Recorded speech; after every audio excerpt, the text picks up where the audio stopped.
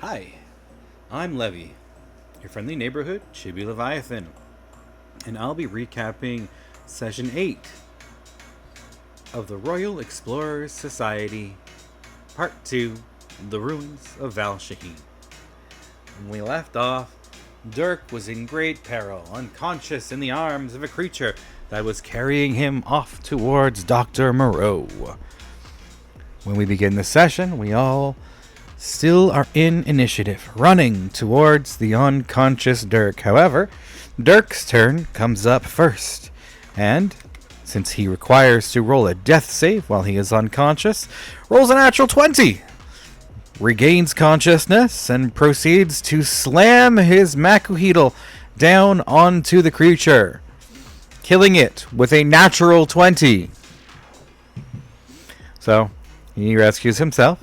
Maeve catches up, and while they're all in silence, Dirk starts to get headaches from being too close to everybody, so he gives himself some distance. The silence finally wears off, as does the psychic connection between Maeve,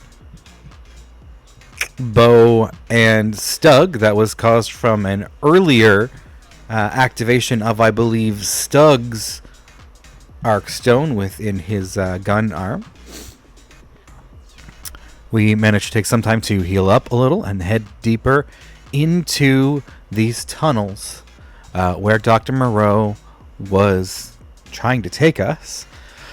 From overhead, we do hear him come on the loudspeaker and taunt us, saying that if we're going to be such willing specimens and come out this way all our own, then he no longer needs to send anybody to grab us. So that's lovely for him, since he wants all of our flesh to play with. We continue deeper in, find that the footsteps lead to this sort of passageway or broken wall area that leads down into some sewers. So we hop down. The water there is very stagnant, gross smelling. Seems slightly toxic from having been there for such a long time. We follow along a path. We explore some of the waterway that extends from this stagnant water. We summon a little rowboat to row down a part of it because there's a place where it's quite deep, or we would have to jump across. Some members do opt to jump across, including Aladdin, Prim, and Mins. Actually, Prim, now being level 7, can fly himself across that, so it simply flies across and sticks with them. Narratively, I continue to forget that Prim can fly continuously, and is a source of somewhat amusement little antidotes in the rest of this session. We find 2 of these knife-armed undead abominations that we fight. They try to light themselves on fire. One gets extinguished by being shoved down into the water, and the other is set on fire and does some fire damage while slicing into us. We kill both of them and manage to extract their cores, which seem to actually be refined Arcstone. One of those goes to Stug, and the other goes into my Makuhito to make it a +1. Called Lethal Grace, I believe the DM called this particular augmentation. We then proceed deeper and end up fighting one of the types that we had found in the earlier lab room with the praying mantis style scythe arms. It tries to run off with some of our party members instead of engaging with us, but we managed to chase and take it down.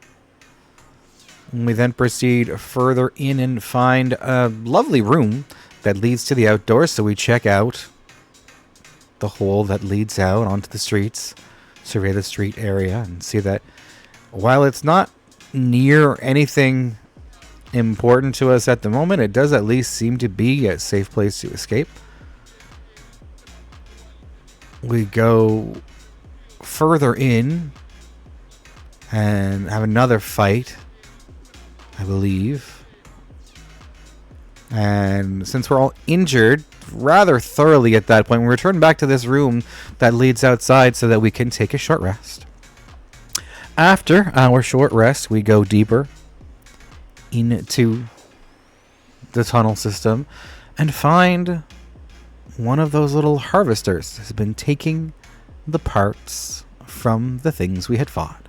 So we follow it stealthily to where it is dropping off the body parts. We then hear something loud approaching, and we hide behind these body parts and find that there is this larger creature that seems to be gathering and transporting these bodies and body parts. So we wait and we follow it all the way down to this large purple room. And that is where we end off the session, wondering what will happen next.